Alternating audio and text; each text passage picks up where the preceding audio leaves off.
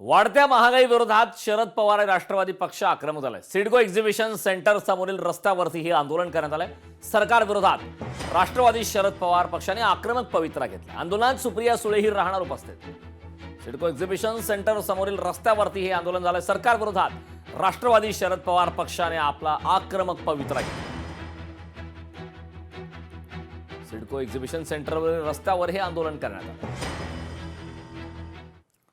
मुस्लिम असल्याने गळाभेट घेऊनच भेटतो, दानवेंच्या गळाभेटीवर सत्तार यांनी आता वक्तव्य केलंय। जो काही निर्णय असेल तो एकनाथ शिंदेच घेणार असं वक्तव्य, एक सूचक इशारा सुद्धा अब्दुल सत्तार यांनी दिलाय। मागच्या काही दिवसांपासून ज्या प्रकारच्या घडामोडी घडतायत, एक व्हिडिओ सुद्धा काल व्हायरल झाला होता। उद्धव बाळासाहेब ठाकरे पक्षाचे नेते अंबादास दानवे आणि अब्दुल सत्तार यांनी गळाभेट घेतली होती। त्या गळाभेटीची सुद्धा बरीच चर्चा झाली आणि या गळाभेटीवर आता सत्तार यांनी स्पष्टीकरण दिलं। मुस्लिम असल्याने गळाभेट घेऊनच भेटतो, दानवेंच्या गळाभेटीवर आता सत्तार यांनी हे वक्तव्य केले आणि जो काही निर्णय असेल तो एकनाथ शिंदेच घेणार असा सूचक इशारा सुद्धा अब्दुल सत्तार यांनी दिला। ते शिर्डीला चालले होते, मी मुंबईला येत होतो, त्या ठिकाणी रस्त्यामध्ये दोघेही भेटल्यानंतर आमच्या मुसलमानामध्ये संस्कृती आहे की गळाभेट घेतात। मी त्याच्या अगोदर रात्री एक सकाळचा कार्यक्रम होता, त्या ठिकाणी हरिभाऊ बागडे साहेबांशीही गळाभेट केली।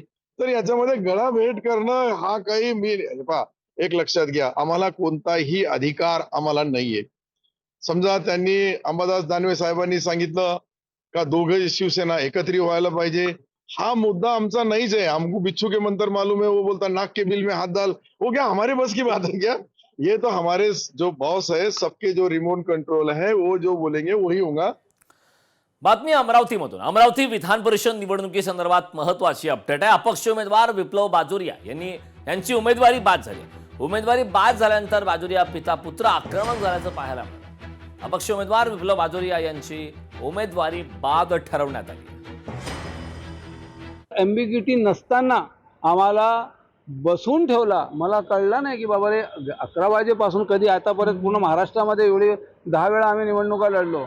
स्क्रुटिनीसाठी जास्तीत जास्त 5 ते 10 मिनिट, 15 मिनिट, 1 तास लागतो, परंतु ह्या निवडणूक अधिकाऱ्यांनी मागील 9 तास आपल्याला तुम्हाला बाहेर उभं ठेवला आणि आम्हाला बसून ठेवला। आमची हिअरिंग 15 मिनिटांमध्ये गेली आणि विरोधकांची हिअरिंग कमीत कमी 7 ते 8 तास त्यांची हिअरिंग घेतली आणि हसी मजाक आणि ती निवडणूक प्रक्रिया नव्हती, त्यांच्या खेळ चालू होता त्या विरोधकांच्या आणि निवडणूक अधिकाऱ्यांच्या। आणि आम्हाला पटलंही होतं की काहीतरी देयर इज समथिंग रॉंग, काहीतरी रॉंग होत आहे।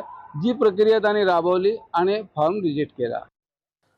महायुतीचे नेते आज पत्रकार परिषद घेणार आहेत। दुपारी 12 वाजता महायुतीच्या नेत्यांची ही पत्रकार परिषद होणार आहे। गरवारे क्लब येथे संयुक्तरित्या ही पत्रकार परिषद पार पडणार आहे। आज दुपारी 12 वाजता महायुतीची महत्त्वाची पत्रकार परिषद होणार आहे। गरवारे क्लब येथे संयुक्तरित्या ही पत्रकार परिषद होणार आहे।